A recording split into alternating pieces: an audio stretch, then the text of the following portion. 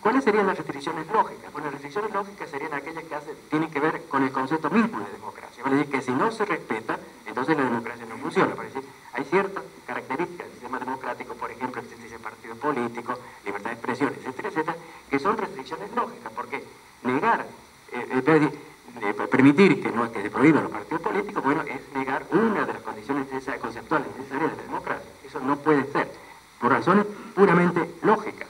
O sea que, creo por eso que, y Robert Dahl, por ejemplo, dice, a ver que para resumir esto, dice, ciertos derechos deberían lógicamente ser considerados como inalienables para la existencia del propio proceso democrático. Es decir, hacen al aspecto conceptual. En cambio, las restricciones morales están referidas a otro aspecto, que es el problema de la justificación de la democracia, que es distinto. El otro es la definición de democracia. Estos son los criterios que cada cual, Guillermo Donne, dice, estos son las condiciones que necesita la democracia, son las conceptuales. Y las morales son las que hacen falta para la justificación. Y esta distinción entre restricciones lógicas y morales creo que es muy parecida a la que ha propuesto Amy Goodman y Dennis Thompson cuando subraya la diferencia entre lo que llaman democracia constitucional y democracia procedimental. Y creo que es una buena distinción. Una son las constitucionales, otras son las procedimentales. Y dicen lo siguiente: la mayoría de los demócratas procedimentales aceptan que los procedimientos deberían ser restringidos por algunos valores sustantivos, pero tratan de limitar estos valores a aquellos que son necesarios para preservar el propio proceso democrático, es decir, son los conceptuales, digamos.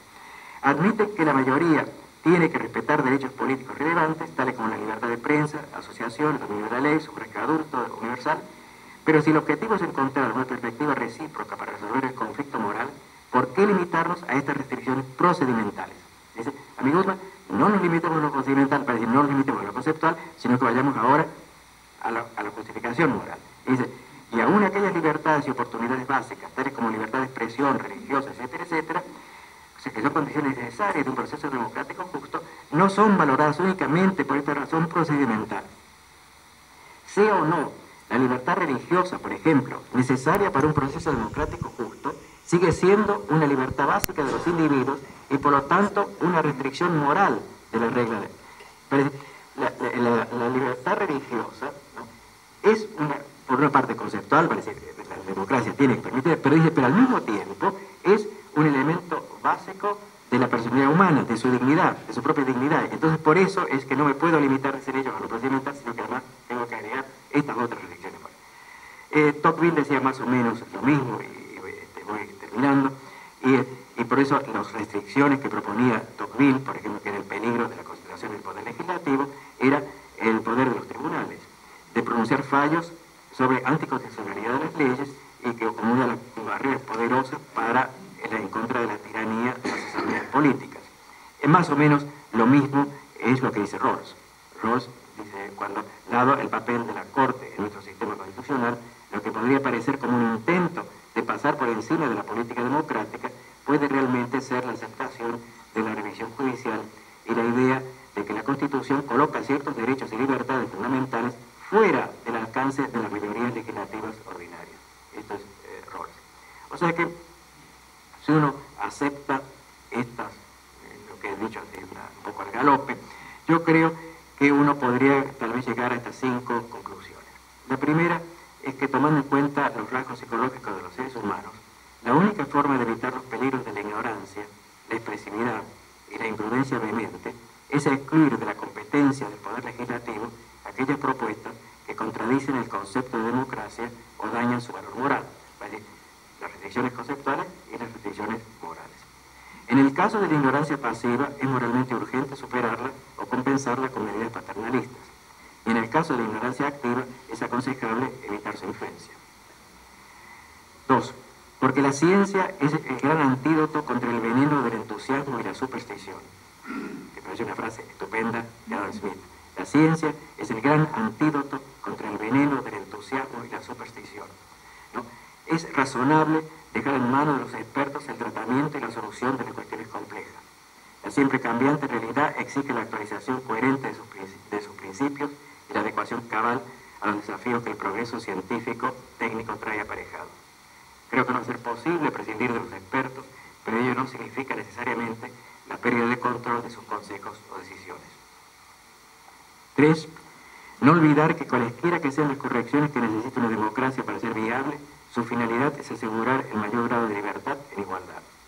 Si la igualdad requiere, en algunos casos, la acción de un paternalismo justificable, que supere la competencia básica o relativa de algunos miembros de la sociedad, a fin de asegurar una mayor equidad en el goce de oportunidades, ello no debe conducir a la aceptación de una tutela manipulante por parte de los gobernantes. Hacerlo es deslizarse por la ladera que conduce al despotismo.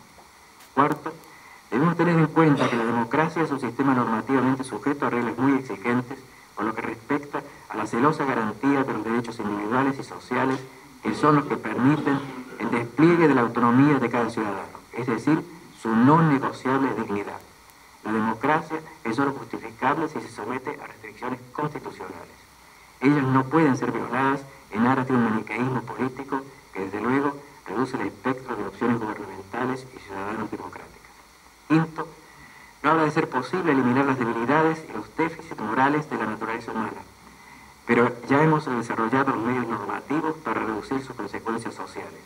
Las restricciones impuestas a la voluntad egoísta y las medidas adoptadas para compensar la ignorancia, la imprudencia vehemente o la expresividad de los ciudadanos en los sistemas democráticos son los mejores recursos institucionales que tenemos para vivir tratando de satisfacer las demandas de una condición humana que pretenda ser racional y razonable. No es fácil lograrlo, pero hay que intentarlo. Y vuelvo al comienzo. Me gustaría que mis palabras de agradecimiento fueran tomadas como una descripción verdadera de lo que ahora siento. No cumplen solo una función performativa en el sentido de Austin, sino que describen también mi estado de ánimo. En tanto, enunciados descriptivos son verdaderos y como expresiones performativas espero que sean felices, es decir, que alcancen su objetivo y provoquen en sus destinatarios la convicción de que lo expresado es